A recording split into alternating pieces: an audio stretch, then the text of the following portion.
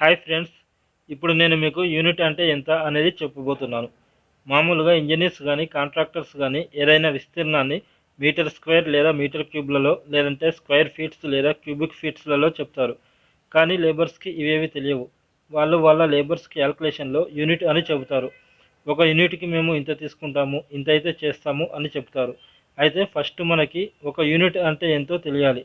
Labour calculation ప్రకారం ఒక unit అంటే 1 unit is equal to 100 square feets లేదా 1 unit is equal to 100 cubic feets.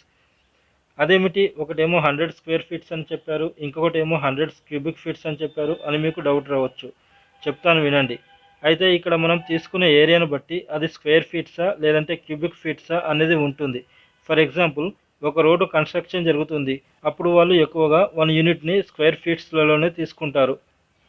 For example, ఒక road 500 metres పొడవు ఉంది అనుకుందాం. దాని వెడల్పు 3.75 మీటర్స్ అనుకుందాం. అప్పుడు వాళ్ళు యూనిట్కి ఇంత అని చెబుతారు. ఫస్ట్ మనం ఈ యూనిట్ అంటే ఏంటో చూద్దాం. మనం ముందుగా చెప్పుకున్న విధంగా 1 యూనిట్ అంటే ఇక్కడ స్క్వేర్స్లో తీసుకుంటాము కాబట్టి 1 unit is equals to 100 square feets. ఇప్పుడు దీన్ని మనం మీటర్స్లోకి మారుద్దాం.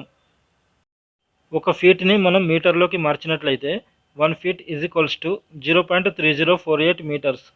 సో అప్పుడు 1 యూనిట్కి 100 స్క్వేర్ ఫీట్స్ అంటే 100 ఇంటూ 0.3048 స్క్వేర్. అప్పుడు 100 into 0.3048 into 0.3048. So that is equals to 9.29 metre square వస్తుంది. అంటే 1 యూనిట్కి 9.29 మీటర్ స్క్వేర్ విస్తీర్ణం వస్తుంది. ఇప్పుడు ఇక్కడ మొత్తం రోడ్డు విస్తీర్ణం చూసినట్లయితే 500 మీటర్స్ ఇంటూ 3.75 మీటర్స్ అంటే 1875 మీటర్ స్క్వేర్ వైశాల్యం వస్తుంది. ఇప్పుడు దీనిని యూనిట్లలో చూసినట్లయితే 1875 by 9.29 that is equals to 202.7 units అనేది వస్తుంది.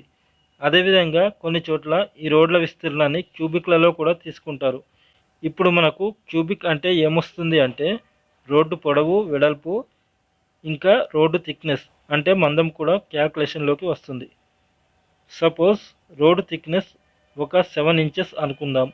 అప్పుడు దాని విస్తీర్ణం క్యూబిక్లలో తీసుకోవాలి అంటే ఇప్పుడు ఈ థిక్నెస్ని మీటర్లోకి మార్చుకోవాలి.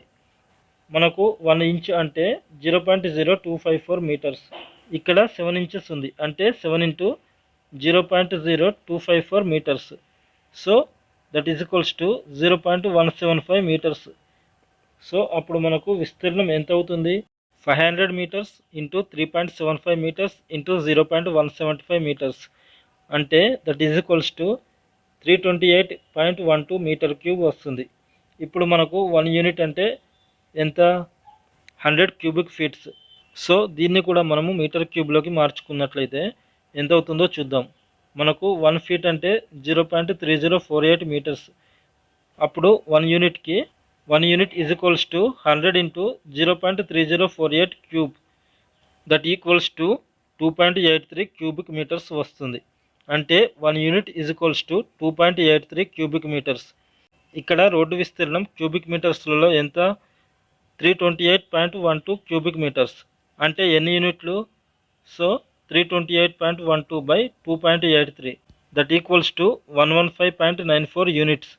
అంటే ఇక్కడ మనం స్క్వేర్ మీటర్లో తీసుకుంటే 202.7 యూనిట్స్ వచ్చింది. అదే క్యూబిక్లో తీసుకున్నట్లయితే 115.94 యూనిట్స్ వచ్చింది. అందుకే లేబర్స్ ఎక్కువగా యూనిట్ని స్క్వేర్ మీటర్లలో ఇవ్వమంటారు. ఎందుకంటే స్క్వేర్ మీటర్లో విస్తీర్ణం ఎక్కువగా ఉంటుంది కాబట్టి వాళ్ళకి ప్రాఫిట్ అనేది ఎక్కువగా ఉంటుంది.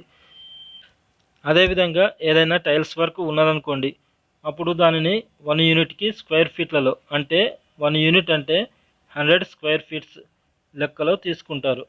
ఇప్పుడు ఒక ఇంట్లో టైల్స్ వేయాలి. పొడవు 200 ఫీట్స్, వెడల్పు 150 ఫీట్స్ ఉన్నదనుకుందాం.